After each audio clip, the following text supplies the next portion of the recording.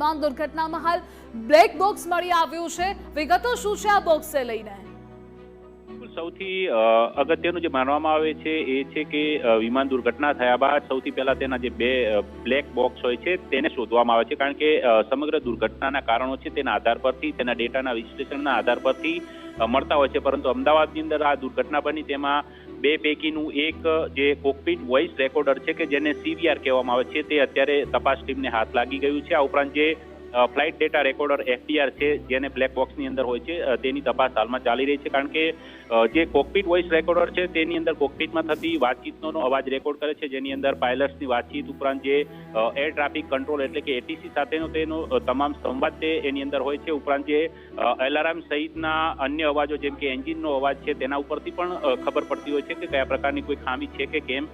આ તમામ જે CVR છે જેની અંદર સામાન્ય રીતે છેલ્લા 2 કલાકના જે એના ઓડિયો હોય છે એ જૂના ડેટા છે તે ઓવરરાઇટ કરતું જતું હોય છે, એટલે CVR ઇમ્પોર્ટન્સ માનવામાં આવે છે। એ CVR અત્યારે કબજે લેવાયું છે। આ ઉપરાંત અન્ય જે FDR ની વાત કરવામાં આવે છે જેમાં ટેકનિકલ ડેટાનો રેકોર્ડ રહેલો હોય છે, જેમાં ફ્લાઇટ ડેટા રેકોર્ડર તરીકે તેની જે એલ્ટિટ્યુડ છે એ ઉપરાંત તેની ઝડપ, એની દિશા, એના એન્જિન પરફોર્મન્સ, આ ઉપરાંત કેટલા કંટ્રોલ સરફેસની જે હિલચાલ હોય છે જેમાં રડાર અને એલિવેટર્સનો સમાવેશ થાય છે, એ તમામ બાબતોનો FDR ની અંદર રેકોર્ડિંગ થતું હોય છે।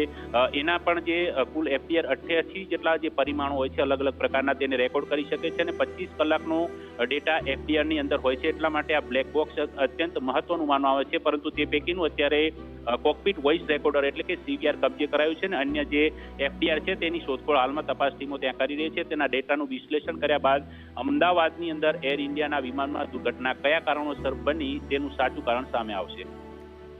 જે વિજય જોડાવા બદલ આભાર આપનો।